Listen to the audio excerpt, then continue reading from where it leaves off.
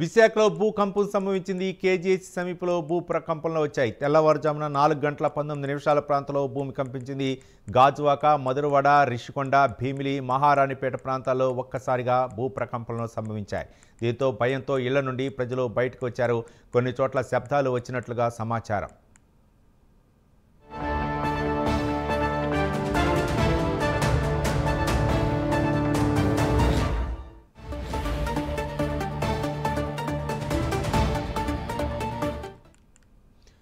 విశాఖలో భూ ప్రకంపనలు వచ్చినట్టు తెలుస్తున్నాయి. తెల్లవారుజామున 4 గంటల 19 నిమిషాల ప్రాంతంలో భూమి కంపించింది. గాజువాక, మధురవాడ, రిషికొండ, భీమిలి, మహారాణిపేట ప్రాంతాల్లో ఒక్కసారిగా భూ ప్రకంపనలు సంభవించాయి.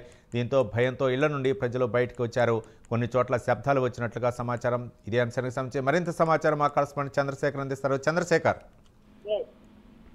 Good morning Ravi. చూసుకుంటే విశాఖలో తెల్లవారి 4 గంటల 19 నిమిషాల్లో భూ ప్రకంపనలు కంటిన్యూట్లుగా తెలుస్తుంది. ప్రధానంగా చూసుకుంటే గాజువాక, కేజీహెచ్ సమీపంలో ఉన్నటువంటి ప్రాంతంలో ఇటు మధురవాడ, రిషికొండ ఈ ప్రాంతాల్లో కూడా భూమి స్వల్పంగా కంపించినట్లుగా అక్కడ ఉన్నటువంటి స్థానికులు అయితే చెప్తున్నారు. తెల్లవారి అందరూ కూడా గాఢ నిద్రలో ఉన్నటువంటి సమయంలో తెల్లవారుజామున 4 గంటల 19 నుంచి 4 గంటల 20 అంటే దాదాపు 19:30 నిమిషాలు అంటే దాదాపు 30 సెకండ్ల పాటు కూడా భూమి కంపించినట్లుగా అక్కడ ఉన్నటువంటి స్థానికులంతా కూడా చెప్తున్నారు. ఆ సమయంలో పెద్ద ఎత్తున శబ్దం కూడా రావడంతో కొన్ని ప్రాంతాల్లో అక్కడ ఉన్నటువంటి ప్రజలంతా కూడా భయభ్రాంతులకు గురై ఒక్కసారిగా బయటకు రావడం అయితే జరిగింది. అయితే మొదట్లో వీరంతా కూడా ఆ పక్కనే ఏదైనా చిన్న శబ్దాలు వచ్చాయేమో అని చెప్పి గమనించారు. ఆ తర్వాత వారంతా కూడా తేరుకొని చూసుకునేసరికి భూ ప్రకంపనలు కనిపించినట్లుగా అయితే తెలుస్తుంది. ముఖ్యంగా చూసుకుంటే ఇటీవల కాలంలో పలు ప్రాంతాల్లో భూ ప్రకంపనలు అయితే కనిపిస్తున్నాయి. గత కొంతకాలం క్రితం విశాఖలో వచ్చినటువంటి భూకంపం ఆ పరిస్థితి చూసుకుంటే దాంతో పాటు ఈ రోజు వచ్చినటువంటి భూకంపం కూడా సంభవించినటువంటి అయితే దీన్ని ప్రస్తుతం